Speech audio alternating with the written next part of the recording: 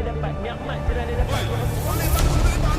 Jadi kita buat ibadat. Sudah tentu akhlak dia. Kita kat Mekah, hati kita bersih tu kan. Mak bapak kita pada tempat yang sewajarnya.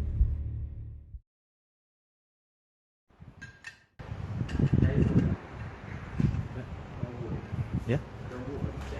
Seboh, seboh. Tak, seboh ni. Seboh. Saya buka.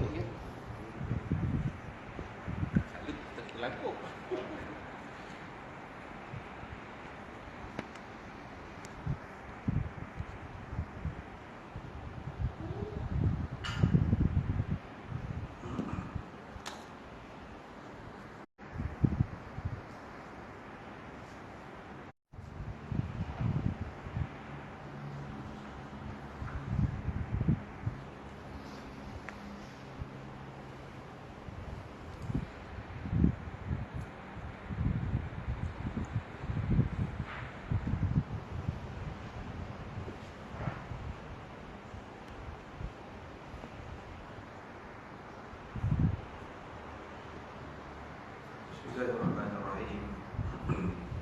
Alhamdulillahirabbil alamin wassalatu wassalamu ala asyrafil anbiya'i wal mursalin wa ala alihi wa sahbihi wat tabi'in ila yaumiddin. Rabbi shrah li sadri wa yassir li amri wa hlul 'uqdatam min lisani yafqahu qawli. Amma ba'du. Assalamualaikum warahmatullahi wabarakatuh. Pertama sekali kita bersyukur kepada Allah Subhanahu wa taala kerana pada malam ini kita dapat sama-sama berada dalam rumah Allah, dapat kita sama-sama menyambung kembali kuliah kita dalam buku Irsyad Al-Fatwa karangan Jabatan Mufti Wilayah Persekutuan. Alhamdulillah dapat juga sampai jalan jam yang teramat sangat, hujan lebat, semua tempat laluannya penuh dengan kereta. Alhamdulillah. Tuan-tuan dan puan, insyaAllah pada hari ini kita akan sama-sama bincang beberapa isu yang berkaitan tentang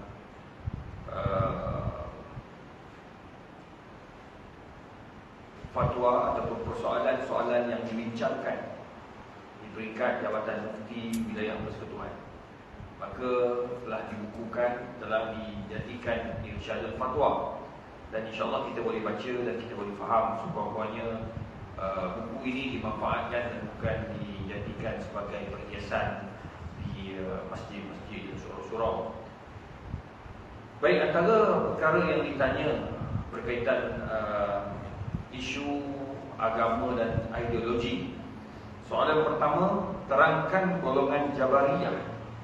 Ini sekarang ni tuan-tuan kena faham apa itu Jabariyah, apa itu Qadariyah. Kita kena tahu golongan-golongan ini, sebab sekarang nampaknya semakin berleluasa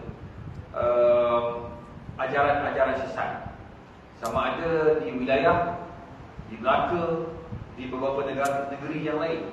Sampai di beberapa ini di Melaka, Mufti Melaka telah menjelaskan bahawa dia baru saja habis mesyuarat untuk jawatan kuasa akidah. Terlalu banyak, dia kata, ajaran-ajaran sesat baru ni datang. Ada yang bawa agama pelik, ada yang bawa ajaran agama Islam, tapi pelik cara kaedah-kaedah pembawakan mereka. Antara yang terbaru menyamakan Allah dengan Rasul. Dalil dia asyhadu an la ilaha illallah wa asyhadu anna Muhammadar Rasulullah. Allah dan Muhammad satu level. Jadi sebenarnya Allah itu Rasul, Rasul itu Allah. Sudah. Jadi betul-betul macam ni yang menyebabkan masyarakat kita jadi keliru. Lebih parah lagi apabila keliru itu tanpa ilmu. Ditambah pula dengan TikTok, ditambah pula dengan Facebook, dengan Instagram, dengan YouTube baru, sehingga menyebabkan anak-anak muda kita lalai ke situ dan fokus ke situ dan lalai dalam bidang agama. Itu yang akhirnya ini agama namanya. Ada yang bawa semayang, tak payah semayang kat masjid. Semayang ni niat dia juga cukup memadai semayang. Semayang itu apa yang kita rasa. Sudah. Jadi itu sebabnya kita kena faham nama-nama ataupun ideologi-ideologi yang ada dalam dalam negara Islam ini. Apakah yang dimaksudkan Jabariyah? Golongan Jabariyah ialah golongan utama yang mendakwa bahawa setiap manusia tidak dapat melakukan sesuatu, bahkan tidak berkuasa untuk melakukan suatu perbuatan. Antara pemimpin golongan yang ganjil ini ialah Jahm bin Safwan, yang berpendapat syurga dan neraka akan binasa. Binasa apabila ahli syurga masuk menikmati kelazatannya, dan ahli neraka masuk merasai kesengsaraannya. Dia juga berpendapat bahawa iman itu hanyalah mengenal Allah semata-mata, dan ilmu Allah Subhanahu Wa Taala adalah baru, serta berpendapat ilmu Allah dan kuasanya akan ada pengakhirannya. Ini dia punya definisi. Bila sebut, tuan-tuan dengar ada Jabariyah. Jabariyah ni dia akan mengatakan bahawa kita ni telah diarah oleh Allah untuk buat sekian-sekian. Nampak? Kenapa awak dalam masjid? Allah suruh. Jabariyah. Kenapa kau mencuri? Saya tak nak mencuri. Allah yang suruh. Tu yang saya ada kat sini tu. Ada saya macam tu. Tu tak boleh. Dia main meletakkan semuanya Allah Ta'ala. Tak boleh. Manusia tak ada kuasa. Allah atur semua. Dia macam kereta kontrol. Macam main apa? Yalah, benda yang dikontrol oleh seseorang. Ini dia kata kita semua ni dikontrol oleh Allah Azza wa Jalla. Neraka tu, syurga tu hanya cerita sajalah. Allah yang akan masukkan siapa dia nak masuk dalam syurga, dan Allah akan masukkan siapa dia nak masuk dalam neraka. Akhirnya semua tu akan hancur. Begitu pula. Ini bahaya golongan-golongan ni. Itu sebab sekarang ada orang pasal tak ada orang ni sekarang ni ramai yang tak ada kerja ni. Sebab kerajaan tak ada vote. Ni sembang dengan bekas ketua pengarah kesihatan Tan Sri Dr. Hisham. Saya kata kenapa doktor-doktor ramai belajar tapi tak ada, dia masih kontrak. Dia kata ustaz, doktor tak cukup, tetapi vote untuk ambil kerja tetap tidak ada. Ada boleh lah nak kerja tapi kontrak. Kau takkan dapat pension, kau takkan dapat keistimewaan orang kerja tetap, tak ada. Kontrak, anytime boleh pecat, anytime boleh diambil. Begitu. Jadi susah lah saya. Kita nak, kaki tangan tak cukup, doktor tak cukup. Jadi kita nak ambil macam mana, vote tak ada, gaji tak ada. So macam mana nak bagi? Tak boleh lah. Begitulah keadaan ni. Jadi ada setengah orang dia tak kerja, dia kena buang kerja. Bila kena buang kerja, tak mau boleh kerja. Tanya kenapa kau tak kerja? Allah yang letakkan ni.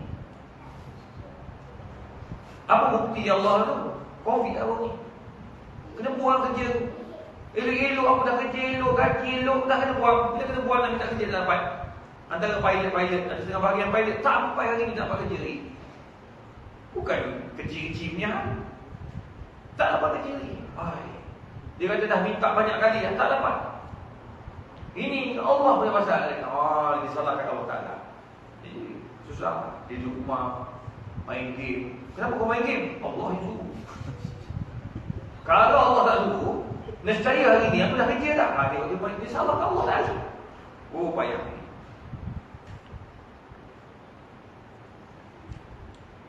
Ada saya jumpa dengan seorang hamba Allah. Saya pergi rumah kawan, tengok dia ada ni. Dia ni kira macam jiran kawan saya.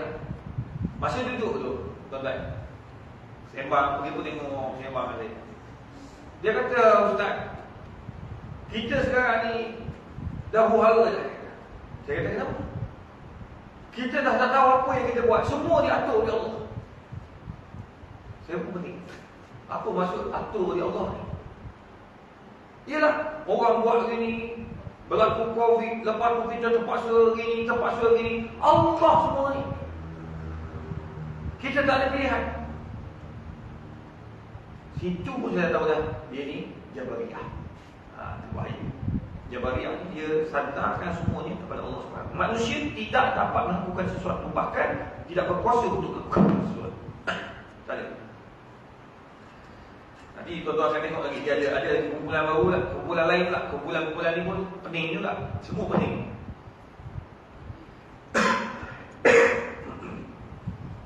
Syekh Muhammad Abu Zahra di dalam Tarikh Al-Muhazib, Tarikh Al-Mazahib Al-Islamiyah menyebut para ulama telah membincangkan berhubung dengan qadar dan juga kemampuan manusia di sisi qudratullah sejak zaman Umayyah. Akhirnya lahirlah golongan yang menafikan hakikat perbuatan hamba. Sebaliknya disandarkan kepada Tuhan. Dengan kata lain, hamba tidak disifatkan dengan kekuasaan, sebaliknya terarah mengikut qudratullah dan dia sendiri tidak mempunyai sebarang qudrat, iradat dan pilihan. Ini zaman Umayyah dimula tersebar. Dia menganggap bahawa manusia ni hanya ikut dia. Dan tak adil kita nak kenakan hukuman. Tak adil.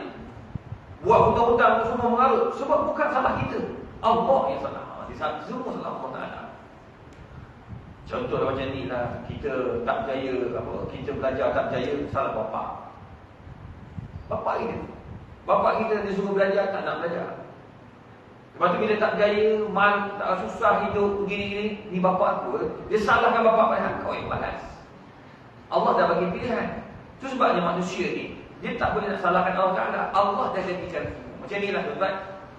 Nak datang Putrajaya ni, dia ada kerajaan dah sediakan beberapa jalan. Jalan ikut Sungai Merak. Kan? Alahai, apa nama tu? Limau Manis tu. Kan, kamu Limau Manis kan? Itu satu laluan. Yang kedua laluan ni UPM tu. Lepas tu ada, kau nak ikut jalan mana sebenarnya? Allah dah jadikan semua jalan-jalan tu. Kamu pilih lah. Kerajaan dah buat semua jalan tu, kau pilih lah. Nak betul ada, tak ada betul ada. Kau marah kat tu, kau jangan naik tu. Kau suka jalan kampung, ikut jalan kampung. Nampak? Sama lah juga macam Allah Ta'ala. Dijadikan syurga dan neraka, dia suruh kau pilih. Bukan maksudnya kau pilih. Pilih tu maksudnya kau pilih tanpa akal. Allah bagi akal lagi ke kau. Tak cukup dengan akal, Allah bagi pula Al-Quran. Suruh kau jadikan Quran itu panduan. Dzalikal kitab la raiba fihi. Inna hadzal Quran yahdi lillati hiya aqwam. Quran yang akan tunjukkan kita jalan mana itu yang terbaik. Lepas tu akhirnya Allah kata, fa iza azamta fatawakkal 'ala Allah. Sebelum tu Allah dia hantar Rasulullah untuk jadi dia, untuk kita tak faham apa yang ada Quran, tanyalah Nabi. Tuan-tuan, hebatnya Quran Nabi. Tanpa Nabi kita tak boleh nak buat apa yang Allah suruh dalam Quran. Dalam Quran Allah kata, inna salata tanha 'anil fahsya wal munkar. Solat menghalang kamu daripada melakukan maksiat. Macam mana solat? Nabi pun jawab, solatlah sebagaimana aku sembahyang. Senang. Maksudnya Nabi itu sangat diperlukan. Maka datanglah Nabi mengajar kita pula. Baru ni ada pula satu kumpulan, kita tak boleh percaya pada Nabi ni. Sebab Nabi itu manusia, dia boleh lupa. Tak faham pula, hati-hati ni berterabur. Mungkin yang nyampai pun tak betul. Sebab sahabat pun Rasul, sahabat itu juga adalah manusia. Confirm tidak. Wah, budak perlindungan. Ini dia panggil Quran Youth, golongan yang hanya berpegang dengan Quran. Ini bahaya. Baik.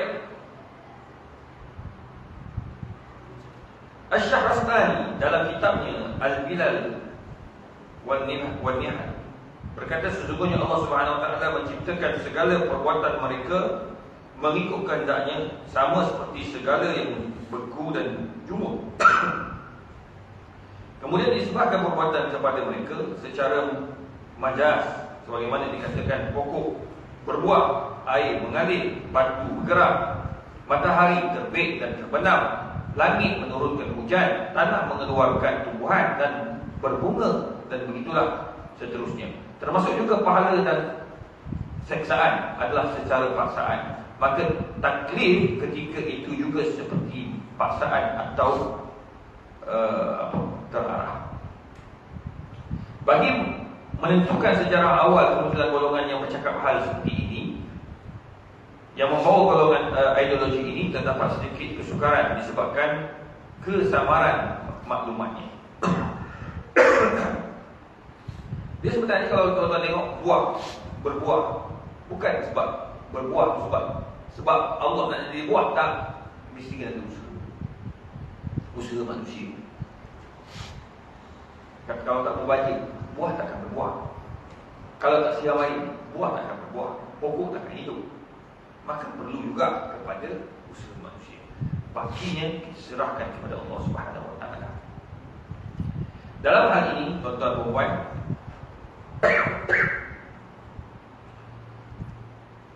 ia terbatal dan tidak dapat kita ikut. Macam mana nak tolak kalau ada orang macam ni? Dia kata saya buat ni sebab Allah suruh ni. Saya buat maksiat Allah suruh. Tak boleh. Sebab Allah dah bagi kamu akal, Allah dah bagi kamu Quran, Allah dah bagi kamu as-sunnah. Tiga benda ini sebagai pendorong kamu untuk memilih yang terbaik. Kau pilihlah nak minum yang mana. Ada air kosong, ada air manis. Kau benci manis. Kau nak minum yang mana? Ha? Kalau ikut kan, kau kencing manis, kau minum je lah manis. Kan? Allah nak bagi kau kencing manis, dia kau minum. Tak nak pula, nak kena potong kaki. Bila nak potong kaki, Allah juga yang suruh potong kaki kau. Kan? Ha? Masalah kan kau yang memilih. Ada je orang kena kencing manis tapi tak kena potong kaki dia sampai meninggal dunia, tak kena potong kaki dia. Sebab dia jaga. Kalau Allah yang tentukan kencing manis berakhir dengan potong kaki dan akhirnya mati. Tapi tidak semua orang begitu sebab orang memilih. Milih yang mana baik, yang mana buruk. Itu kita kena jelaskan kepada golongan ini. Oh, kalau begitu baik. Yang kedua, ni golongan kedua pula. Siapakah golongan Qadariyah? Ini balik pada qadar saja. Al-Qadariyah yang satu golongan yang menafikan qadar, dengan menyatakan bahawa setiap perkara berlaku secara permulaan tanpa didahului oleh takdir dan ilmu dari Allah. Seolah-olah Allah tidak mengetahui segala sesuatu kecuali setelah ia berlaku. Ia adalah fahaman sesat yang jelas kekufurannya kerana mendustakan perkara yang dimaklumi dalam agama secara pasti. Fahaman Qadariyah muncul pada pertengahan kedua kurun pertama hijrah, apabila tampil seorang lelaki bernama Ma'bad Al-Juhani yang menyebarkan kepada orang ramai pendapat tentang penafian qada dan qadar. Dia mendakwa bahawa suatu perkara itu mempunyai permulaan tanpa didahului qada dan qadar, akan tetapi dia terhasil daripada usaha dan pilihan manusia semata-mata. Ada pula perbuatan dia Allah yang tak tahu apa, kita yang buat. Semuanya kita. Kau pandai sebab aku yang berusaha. Allah tak ada. Allah tak tahu apa pun. Dia cipta, dia tinggal. Mana ada. Kita ni tak boleh sampai. Yang tadi tu semua gantung dengan Tuhan. Ya, semua balik pada Allah Ta'ala. Jabariyah. Dia balik pada Tuhan. Semua Tuhan. Salah Tuhan. Tuhan juga bentuk. Dia tak ada langsung dia. Yang ni pula lain. Allah tak tahu apa. Yang dia tahu permulaannya adalah daripada aku.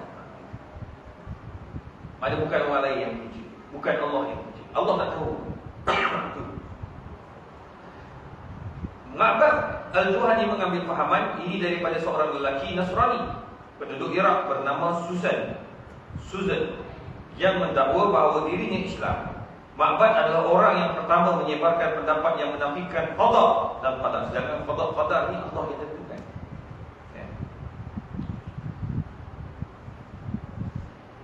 Oleh kerana itu golongan tersebut dinamakan Qadariyah. Golongan Qadariyah.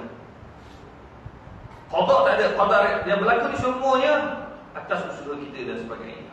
Para ulama melarang orang Islam menemui Ma'bad yang mendengarkan katanya sebagaimana ungkapan menyatakan jangan biarkan orang yang boleh mengelirukan minda menguasai pendengaranmu kerana kamu tidak mengetahui apa yang tersirat daripadanya. Di dalam kitab Al-Bidayah wa Nihayah, Ibnu Katsir menukilkan kata-kata Hasan Al-Basri, awaslah kamu daripada Ma'bad kerana sesungguhnya dia adalah sesat dan menyesatkan. Tengok, sebenarnya tuan-tuan, Kita ni kita kena tahu bahawa kita tidak boleh berada di keliling orang yang rosak. Tak boleh. Ma'bad ni rosak sebab apa? Sebab dia menganggap bahawa Allah tu ada tapi dia tak tahu apa. Qada Allah tak tahu.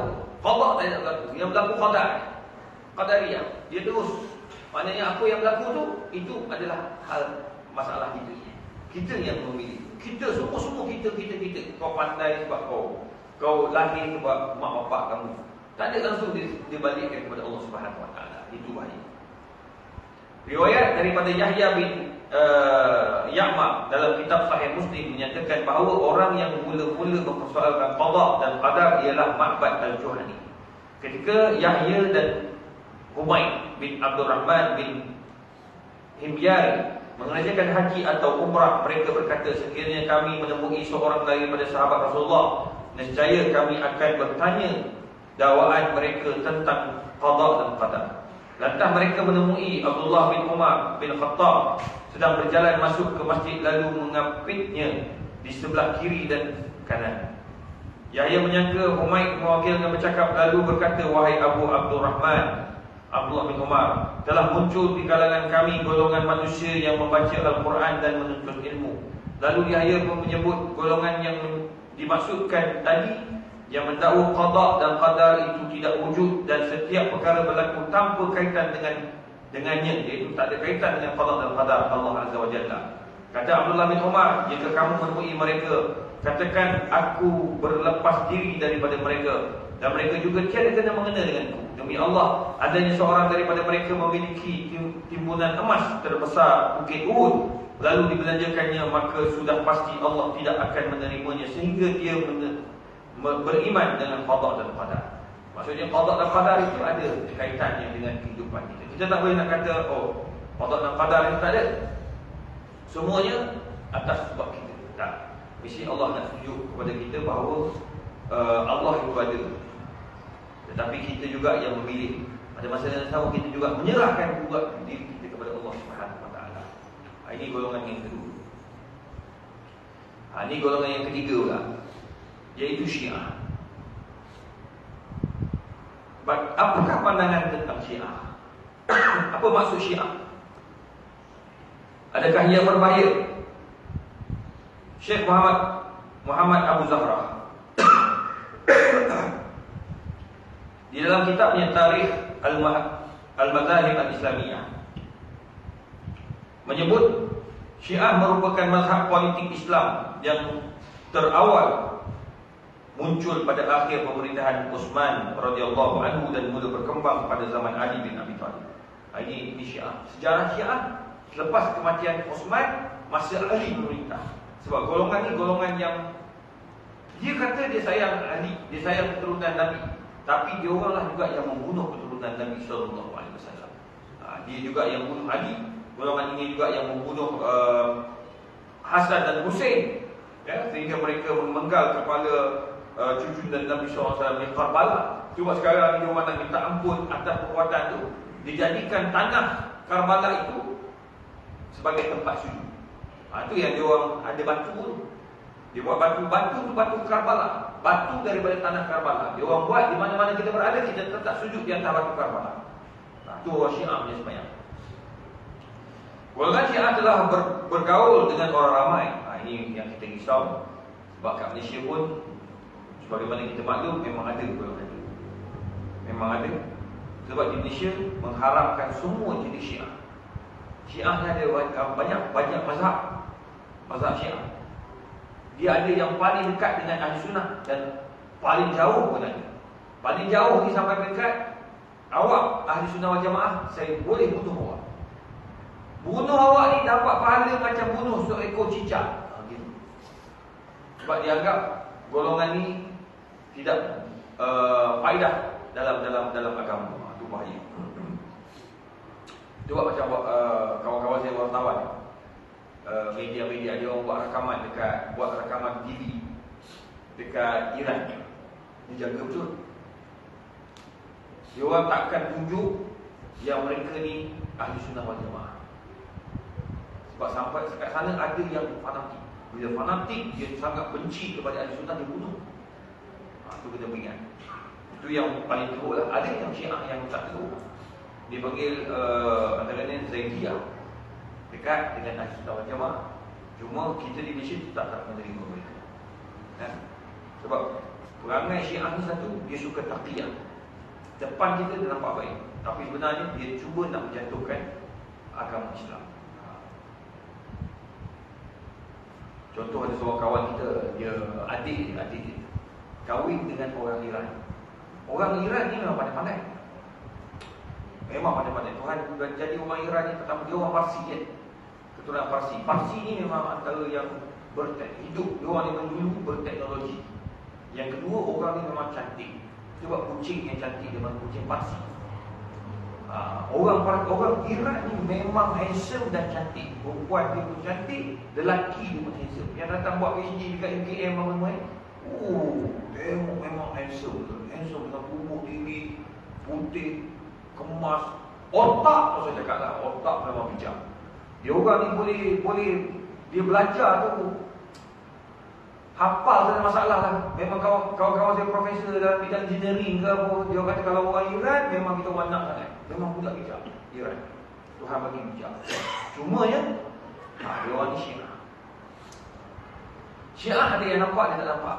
Macam contoh, ada kawan saya ni, adik dia kahwin dengan orang Syiah. Masa dia belajar, dia bercinta dengan orang Syiah Iran. Bila dia nak kahwin, mak bapak tak izin sebab kahwin dengan orang luar. Dia lari kahwin kat Iran. Dia kahwin kat Iran. Sampai hari ni, anak dia ni, kalau adik-beradik pergi, sangat suka.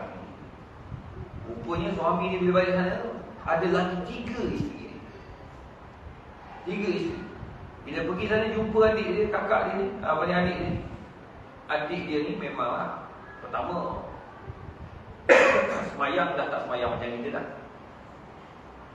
Di jamaah subuh, zuhur, asar, maghrib, isyak. Itu dia punya konsep. Sebab Syiah dia tak semayang macam kita. Di jamaah. Bila tadi kita berjamaah, sebab kita bermusafir. Kata musafir macam mana? Bila kamu musafir? Apa jawab dia? Kita musafir ke alam akhirat. Jadi selagi tak sampai ke akhirat, lagi itulah kita bermusafir.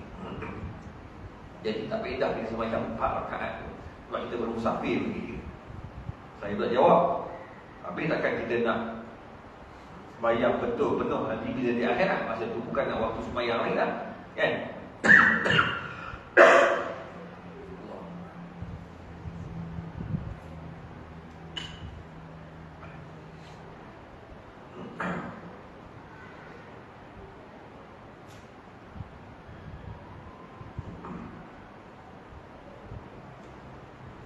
Baik.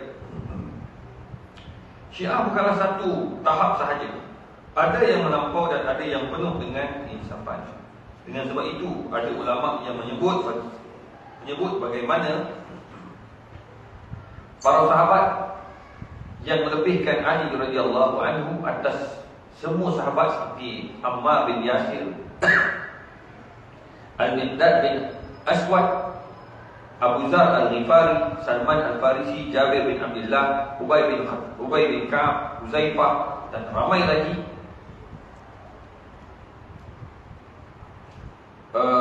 sahabat. Inilah yang dinyatakan oleh Ibnu Abi Haddad dalam Syarh Namdul Balaghah. Ali bin Abi Thalib ni sampai peringkat ada sebagian ulama sahabat selalu sayang sebab dia keturunan Nabi kan, anak Nabi, rapat kahwin pula dengan Fatimah. Kita tak boleh pula bila orang sayang Nabi Ali, kita kata oh ni Syiah. Oh sayang Ali Syiah dulu, Fatimah Syiah. Dah tengok macam mana dia punya aplikasi. Kalau dia sayang Ali tapi dia semayang macam kita semua okey, tak ada masalah. Kan? Yang masalah ni bila dia sayang Ali ni sampai dia kafirkan Abu Bakar, Umar, Osman. Itu confirm Syiah. Itu sebabnya kena hati-hati bila kita bersama dengan orang. Dalam kitab Manhaj Aqidah, Imam Asy-Syafi'i menyebut perbahasan berkenaan dengan Rafidah. Ini antara Syiah Rafidah, iaitu asal mazhab ini bermula dari sikap memihak sebahagian kelompok kepada Ali dan lebih mengutamakan daripada Uthman radhiyallahu anhu. Mereka itu adalah penduduk Kufah. Pada mulanya kelompok ini tidak sampai melakukan tipu daya terhadap Uthman dan juga terhadap sahabat-sahabat lainnya. Bahkan tanpa diragui lagi bahawa mereka mengakui kemampuan pemerintahan dua khalifah sebelumnya. Kemudian golongan Syiah pun berkembang disebabkan oleh beberapa faktor lain yang mempengaruhinya. Antara lain kerana kemunculan Abdullah bin Sabah Yahudi yang mengaku Islam dan memihak kepada Ali. Ini satu lagi. Satu kumpulan memang dah benci pada Abu Bakar, Umar, Uthman. Jadi dia orang ni memihak kepada Ali. Ditambah pula dengan seorang munafik duduk pula dengan kumpulan ni. Ditambah pula Yahudi yang tak puas hati, dia duduk juga dengan kumpulan ni. Akhirnya kumpulan jadi makin rosak sehinggalah Syiah itu menjadi berkelompok-kelompok yang banyak. Atas sebab itu Syiah kita tidak boleh terima dia. Sebab kita khawatir ia boleh mendatangkan kemudaratan kepada ahli keluarga kita bila mereka terlibat dengan Syiah. Oleh sebab itu keputusan Muzakarah Jawatan Kuasa Fatwa Kebangsaan ataupun masa ni masih ada lagi Jawatan Kuasa Fatwa Kebangsaan, iaitu pada 5 Mei 1966 bersetuju supaya keputusan Muzakarah Jawatan Kuasa Fatwa Kebangsaan yang telah diadakan pada 24-25 September 1984 yang menjelaskan aliran Syiah yang menetapkan seperti berikut. Setelah berbincang dan menimbang kertas kerja ini, Jawatan Kuasa telah mengambil keputusan bahawa hanya mazhab Syiah dari golongan Zaidiyah dan Ja'fariyah sahaja yang diterima untuk diamalkan di Malaysia. Ini mula-mula 1984. Masa itu Muzakarah membenarkan hanya mazhab Syiah dari golongan Zaidiyah dan Ja'fariyah saja yang diterima untuk amalkan Malaysia. Kalau datang saya ni Syiah apa? Ja'fariyah dulu boleh. Dulu di Singapura boleh, Syiah tidak ada masalah. Antara sebab saya tak boleh ceramah di Singapura, antara puncanya apabila saya menjelaskan fatwa Malaysia mengenai Syiah. Masalahnya saya tak ada sebut pun, tak perlu pun nak sebut itu, sebab fatwa kita kat Malaysia haram Syiah ni. Cuma moderator dia, sebab ni forum, moderator dia yang tanya apa pandangan ustaz tentang Syiah. Takkan saya nak kata Syiah bagus. Video penuh rakaman. Kalau saya kata bagus, benda tu tersebar, sah balik Malaysia, orang Malaysia kata aku Syiah. Tak boleh sebab saya orang Malaysia. Tapi dah orang Singapura ni pula, dia pergi tanya macam tu, tak pasal-pasal.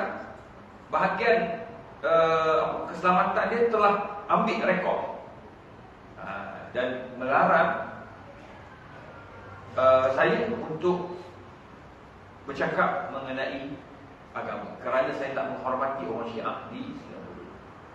Saya kata tak masalah, aku pergi sana buang masa je, sebab banyak lagi kerja lainnya ada. Dia nak bagi tahu sampai dekat tak boleh. Somat, tempat yang somat duduk, aku duduk dah situ. Saya pergi nak mesyuarat, dia bawa masuk dalam dulu. Masuk dalam bukan macam jail lah, macam bilik kecil. Dalam tu ada orang apa? Ada orang Indonesia, pekerja-pekerja asing lah. Ada Bangladesh. Saya pun tak, masih pakai handphone dia tak ambil. Saya pun telefon, apa pasal hari? Saya nak mesyuarat ni. Saya pergi balik hari, pergi pagi balik petang. Apa pasal dia masuk ke saya bilik ni? Oh, dia orang kata tu bilik kurungan. Apa pasal aku diturun? Barulah orang kedutaan datang ni, dia tukar, dia telefon tadi. Pihak immigration tu mau keluar saya dari bilik tu pergi masuk bilik VIP. Tapi tetap tak keluar juga, tutup semua pintu. Duduklah saya dalam, saya kata, datanglah dia punya IO kot. Dia punya polis dia lah. Tanya, dia datang nak ceramah. Tak ada lah, aku ada mesyuarat.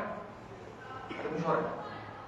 Oh, sebab kalau nak ceramah tak apa, sebab kita ada maklumat dalam sistem mengatakan bahawa tuan doktor tidak menghormati orang Syiah di Singapura.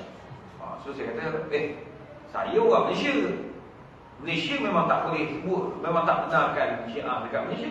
Fatwa kita ada. Oh, kalau gitu, kalau kita kat Singapura, kita semua boleh. Tak ada masalah. Okey lah, tak ada masalah. Sebab yang tanya saya itu, orang Singapura. Yang tanya saya, siapa tu dia tanya? Patut dia tanyalah mufti di sebelah saya. Mufti dia tak jawab, yang jawab aku. Patut kau tanya soalan tu pada mufti dia, bukan tanya saya. Tak. Bila dia tanya saya, kamera penuh, takkan saya kata Syiah bagus. Syiah boleh ambil kan kita. Saya cakap lah, benda dia tak boleh sebab kita nation. Patutnya mufti dia Singapura dia jawab lah. Mufti dia pun tak berani jawab. Haraplah aku yang kena. Sekarang dah tak ada lagi, pun tak ada lah. Baik. Itu yang pertama. Pada tahun 1984 penetapan bahawa umat Islam di Malaysia hendaklah hanya mengikut ajaran Islam yang berasaskan pegangan Ahli Sunnah wal Jamaah dari segi akidah, syariat dan akhlak. Yang ketiga,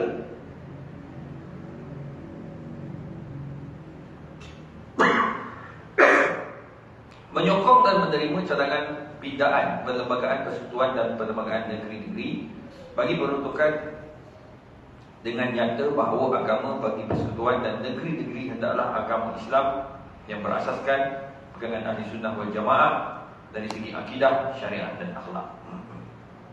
Ini fatwa-fatwa kawan. Yang keempat, memperakui pindaan kepada semua undang-undang negeri dan hukum syarak bagi menyelaraskan pengertian hukum syarak atau undang-undang Islam seperti mengikut hukum syarak atau undang-undang Islam yang berasaskan pegangan Ahli Sunnah wal Jamaah dari segi akidah, syariat dan akhlak. Ini empat. Nombor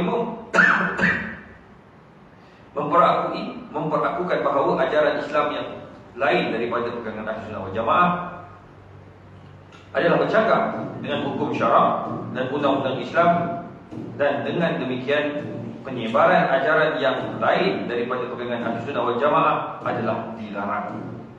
Yang keenam, penetapan bahawa penerbitan, penyiaran dan penyebaran apa-apa buku, risalah, filem, video dan lain-lain berhubung dengan ajaran Islam yang bertentangan dengan golongan Ahli Sunnah wal Jamaah adalah diharamkan. Mutakhir ini umat Islam amat perlu dikaji semula berkenaan dengan isu Syiah kerana terdapat fatwa oleh ramai ulama sementelahan apa yang berlaku di Syria menyebabkan mata ulama sedunia Ibn Al-Qadari begitu tegas dalam isu ini. Itu dalam isu Syiah mereka amat tegas. Kita kena fikirlah macam Syria asalnya bermula dengan Syiah yang lembut, tapi sekarang dah jadi Syiah yang ganas. Dibunuh lah. Dia bunuh ramai orang Ahli Sunnah wal Jamaah. So kat Malaysia ni penyebaran semua selain daripada Ahli Sunnah wal Jamaah tidak diterima. Maksudnya Syiah Ahli Sunnah wal Jamaah tak, dia terkeluar daripada Ahli Sunnah wal Jamaah. Baik, tuan-tuan puan kasih sekalian, itu yang dikatakan sebagai pandangan hukum yang dibincangkan oleh Jabatan Mufti Negeri Wilayah Persekutuan. Baik, tuan-tuan puan, bila sebut tentang Ahli Sunnah wal Jamaah, apakah yang dimaksudkan Ahli Sunnah wal Jamaah? Ahli Sunnah wal Jamaah ialah akidah yang dibawa oleh ulama-ulama yang muktabar, khususnya dalam mazhab Syafi'i Indonesia. Manakala akidahnya pula akidah Ahli Sunnah wal Jamaah, Asy'ariyah, Maturidiyah. Tu dia dalam akidah. So maksudnya kita pegang yang satu, tak payah banyak-banyak, penting kepada kita lagi. Kalau nak pegang banyak-banyak, ni dia ada sekarang pun dah penting dah kita. Tak, bila ada orang kata kenapa nak pegang satu je, banyak lagi kan. Kita boleh pegang satu, cuma mazhab tu berpelbagai kan. Kalau banyak, kita jadi masalah. Itu sebab Syiah kita tak masukkan dia dalam ajaran Ahlussunnah wal Jamaah. Qadariyah yang kita ambil tadi pun tak masuk dalam Ahlussunnah wal Jamaah. Jabariyah pun tak masuk juga dalam Ahlussunnah wal Jamaah. Apa lagi? Quraniyun, dia bagi geng Quran saja. Dia hanya percaya Quran, hadis tak pakai, pun tak termasuk daripada Ahlussunnah wal Jamaah, sesat. Ada kumpulan pula dia panggil free thinker. Pun ini bukan lagi Islam, tak ada agama terus. Dia buat perlu agama. Itu sebab ada setengah-setengah budak-budak muda. Kita kadang-kadang boleh tengok ni, macam mana budak-budak ni? Yang perasan tak ada sekali tu video pendek tu. Yang budak-budak muda tu dia buat video pendek, hari ni agama Islam, esok agama, minggu depan agama lain kan? Yang tukar-tukar agama tu, dia panggil video pendek. Bukan sahaja tau. Itu nak gambarkan yang diorang ni sudah mula nak mengkaji agama. Agama-agama lain selain daripada Islam. Mana yang sesuai? Ini dimulakan dengan kajian. Nama-nama dia kata ni, rupanya sama je. Tak payah agama, tak apa. Alah-alah dia free thinker. Bila tak ada agama, maka orang tu dia tak nak terikat dengan undang-undang Islam. Of course lah dia takkan pegang undang-undang Islam. Dia hanya balik kepada undang-undang sipil. Itu sebab golongan-golongan hari ini, saya risau apabila jabatan agama Islam atau majlis agama Islam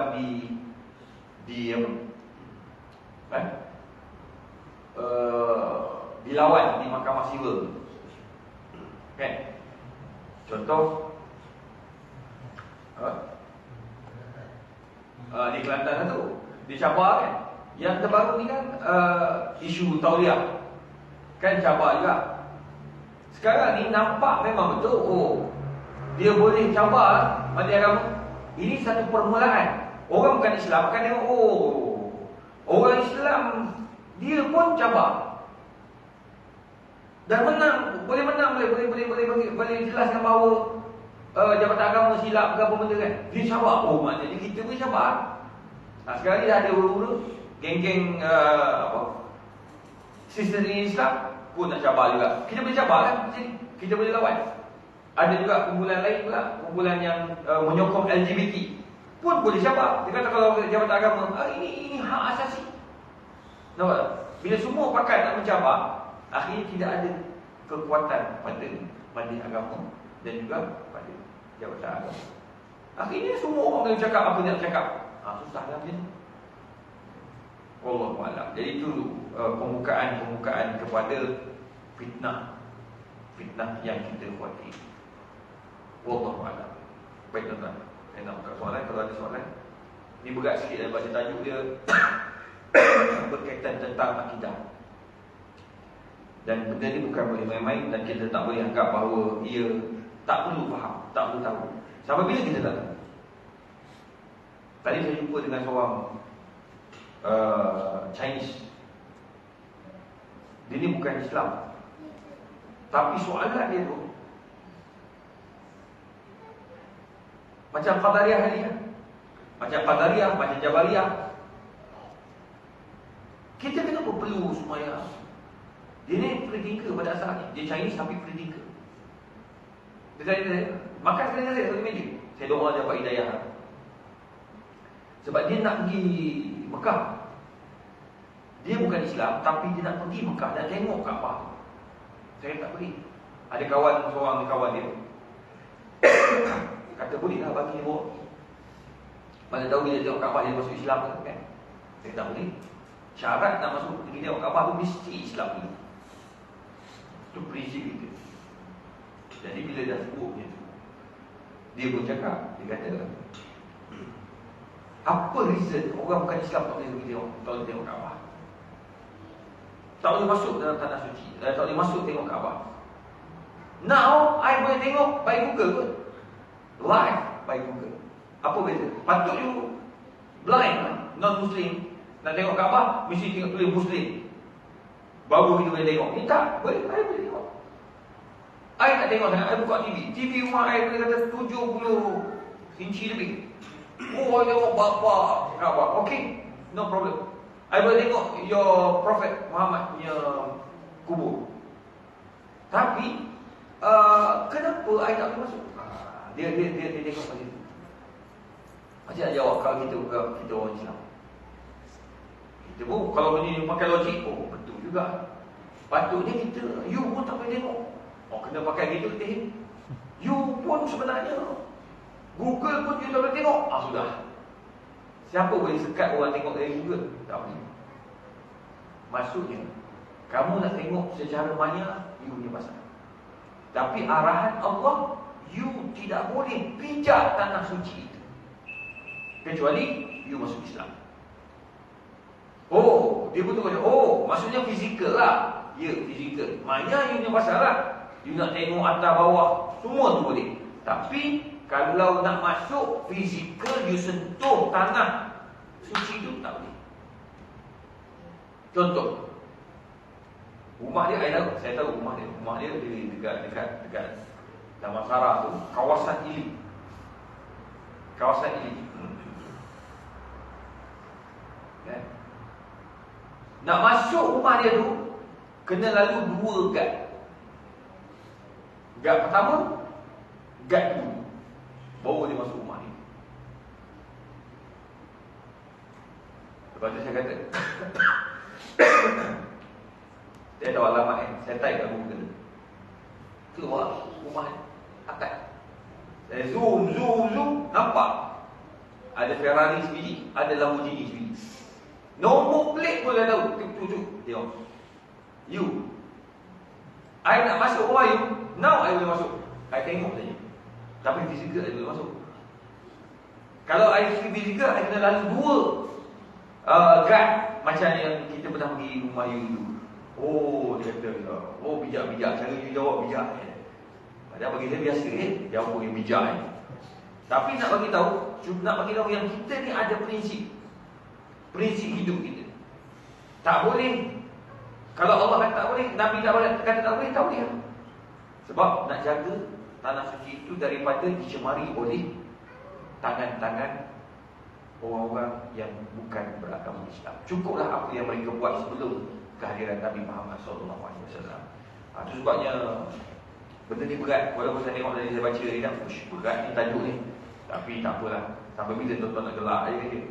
Kan? Kita kena tahu apakah ideologi agama yang ada. Tuan-tuan kena faham. Ini dia panggil ideologi. Dia panggil falsafah agama yang tuan-tuan semua kita faham. Ya, semoga Allah Ta'ala merahmati kita. InsyaAllah pada pertemuan akan datang kita akan masuk bab fiqh pula. Ini soalan ni dia buat. Buku ni dia pecah-pecahkan. Ini yang seterusnya kita akan bincang bab fiqh. Bab 3.1. Tajuk dia fiqh kebersihan. Dia panggil at-taharah. Ini dia lebih pada soal jawab juga sama macam tadi. Apakah hukum wanita menjadi imam kepada lelaki? Ini semua kita akan bincang. Ini pun satu lagi. Apa beza lelaki yang perempuan jadi imam?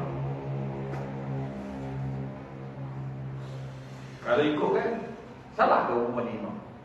Suara dia sedap pun. Ustazah Syaifah Fasid, Qari antarabangsa, banding dengan imam kita, dia lagi sedap. Baik sebut dia dia kira macam tu. Kalau nak fikir logik, out kita bawah, out terus. Habis, tak boleh pakai dah. Itu sebab kita kena ada sebab. Kita kena tahu macam mana nak menjawab. Dan kita kena ada ilmu. Apakah sebab Allah Ta'ala mengharamkan perkara-perkara tersebut. Baru kita menjawab dengan bijaksana kepada mereka yang tidak nampak. Wallahu a'lam bishawab. Baik, ada soalan? Kerajaan Iran, Islam Iran, dia punya Iran? Iran. Ya, Iran. Kefahaman negara dia tu Syiah apa? Syiah maksudnya ekstrim ke atau moderate macam kita Malaysia ahli sunnah wal jamaah. Ya. Kerajaan Iran mana?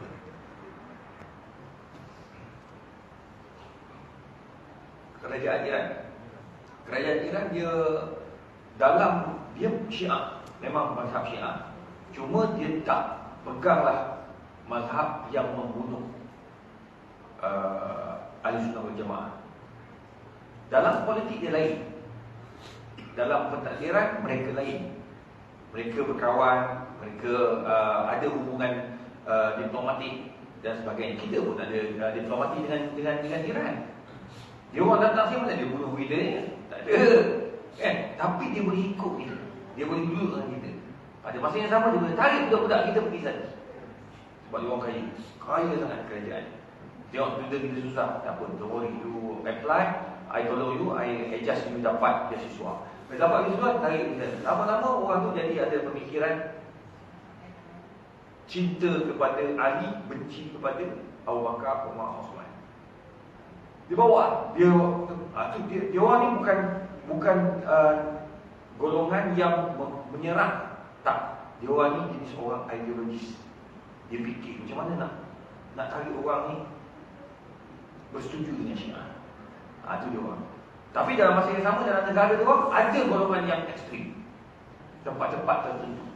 Itu sebab kalau kita pergi, kita yang tak tahu ni, kalau kita pergi sana, kita kena ada seorang orang Iran yang akan bawa kita. Dia yang akan bagi tahu, okey, kat sini dia Syiah tau, tapi dia moderate punya orang.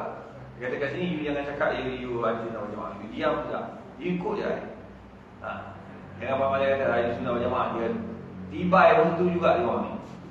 Sebab dia ekstrim. Jadi kerajaan dia tak kacau lah golongan ni.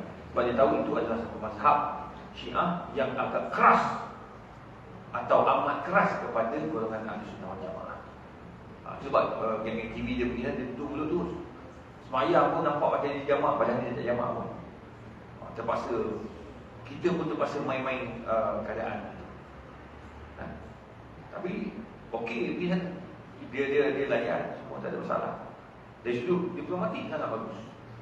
Untuk pergi berjalan, okey, tak ada masalah. Cuma kena hati-hati lah. Kena tahu apa yang kita nak buat. Makanan Halal, dia orang Islam. Dia Islam, cumanya mazhab dia tu. Kecuali mazhab yang tadilah, yang mengkafirkan sahabat, mengkafirkan Abu Bakar, Umar, Osman, termasuk yang masukkan dalam syahadah. Ada satu syahadah yang pelik lagi, yang dia tolak ekstrim. Asyhadu anna Ali ya Rasulullah. Asyhadu, aku nak saksi Ali itu Rasulullah. Macam mana berjaya dia tu? Sebab dia kata Jibril tersilap bagi. Dia nak bagi pada Ali, tersilap bagi pada Nabi. Sebab umur tu kan sama dekat. Dia sahabat kecil Nabi ni, Ali.